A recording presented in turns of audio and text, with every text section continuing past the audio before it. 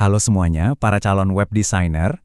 Hari ini kita bakal ngobrolin soal fondasi, soal langkah paling pertama dan paling krusial di setiap proyek web, bikin blueprint atau cetak biru. Coba deh bayangin, arsitek mana yang mau bangun gedung tanpa denah?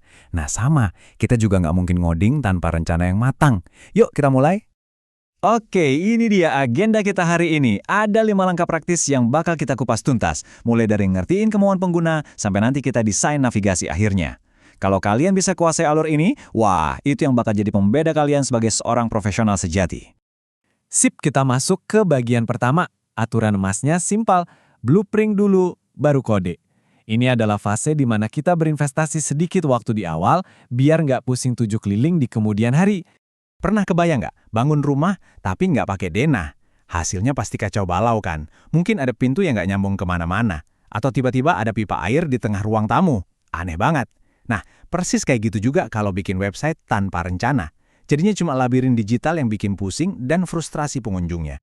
Jadi, kuncinya tuh ada di 4 pilar ini. Anggap aja kita lagi bangun rumah digital ya. Pertama, alur pengguna. Ini kayak kita mikirin jalan setapak yang paling sering dilewati orang di rumah kita. Kedua, peta situs. Ini denah lengkapnya. Ketiga, struktur konten. Ini cara kita nata perabotan di dalam tiap ruangan. Dan terakhir, navigasi. Ini lorong dan papan petunjuk jalannya. Keempatnya ini harus kerja bareng biar rumah kita nyaman. Oke, kita masuk ke langkah pertama, memetakan jalur pengguna. Jadi sebelum kita gambar denah besarnya, kita harus coba jadi penggunanya dulu. Kita harus ikuti jejak mereka. Pahami apa sih yang mereka mau capai di situs kita dan langkah-langkah apa aja yang mereka ambil? Nah, user flow atau alur pengguna ini, bayangin aja kayak petunjuk arah di Google Maps buat pengunjung website kita. Ini tuh peta yang nunjukin tiap belokan yang mereka ambil dari pertama kali mereka mendarat di situs kita sampai akhirnya mereka sampai di tujuan. Tujuannya bisa macam-macam ya, entah itu mau daftar acara atau beli produk. Terus kenapa sih kita repot-repot bikin peta alur ini? Gini, ini memaksa kita untuk mikir dari sudut pandang pengguna. Dengan cara ini, kita jadi tahu persis halaman apa aja yang mereka butuhkan. Kita juga bisa buang klik-klik yang nggak perlu, yang bikin ribet. Ujung-ujungnya, kita bisa ciptain jalur yang paling mulus dan paling cepat buat mereka. Intinya, ini soal empati yang kita ubah jadi efisiensi. Nih, kita lihat contoh nyatanya ya. Misal kita bikin web buat seminar. Alur pendaftarannya kan jelas banget ya. Pengguna masuk dari beranda, terus dia lihat info seminar. Cocok, dia klik, masuk ke form pendaftaran. Setelah isi data, dia kirim, dan terakhir muncul halaman konfirmasi. Tuh, lurus dan jelas kan? Nggak ada celah buat bingung. Oke, jalur-jalur utamanya udah kita petakan. Sekarang saatnya kita zoom out sedikit dan mulai rancang denah keseluruhan dari website kita. Nah, disinilah kita bikin yang namanya sitemap atau peta situs. Jadi, sitemap ini pada dasarnya adalah denah arsitektur dari website kita. Ini bukan soal detail perabot di dalam ruangan ya, tapi lebih ke gambaran besar dari atas. Kita bisa lihat semua ruangan atau halaman yang ada dan gimana caranya semua ruangan itu saling terhubung. Penting nih buat dicatat, ada 2 jenis sitemap. Ada yang namanya sitemap XML, itu buat dimakan sama mesin pencari kayak Google. Tapi buat kita sebagai desainer dan developer, yang kita fokuskan adalah peta situs visual. Ini diagram yang kita pakai buat ngerencanain dan ngobrolin struktur situs ke seluruh anggota tim. Nah, lihat deh gimana ini bekerja. Halaman-halaman yang tadi kita tentuin di alur pengguna, kayak pendaftaran dan konfirmasi, sekarang punya rumah yang jelas di dalam struktur ini.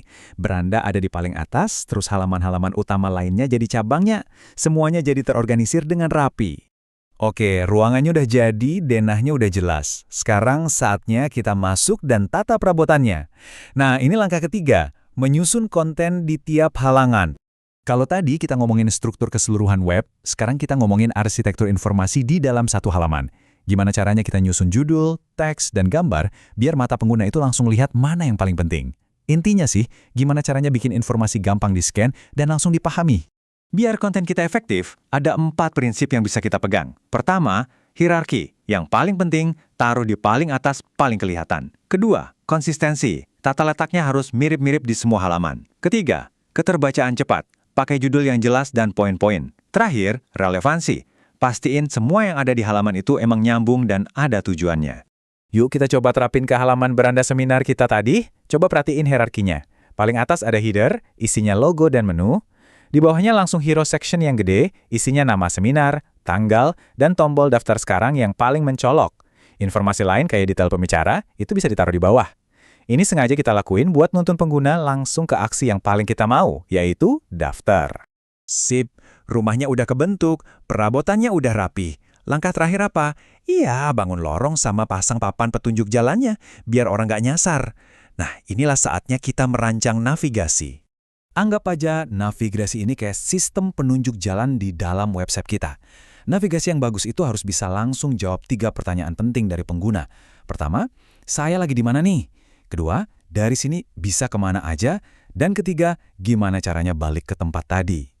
Dan ternyata navigasi itu nggak cuma satu jenis, ada beberapa. Navigasi utama ini buat menu-menu paling atas. Terus ada navigasi sekunder, biasanya buat submenunya. Ada juga breadcrumbs, itu loh jejak yang nunjukin kita lagi ada di halaman mana.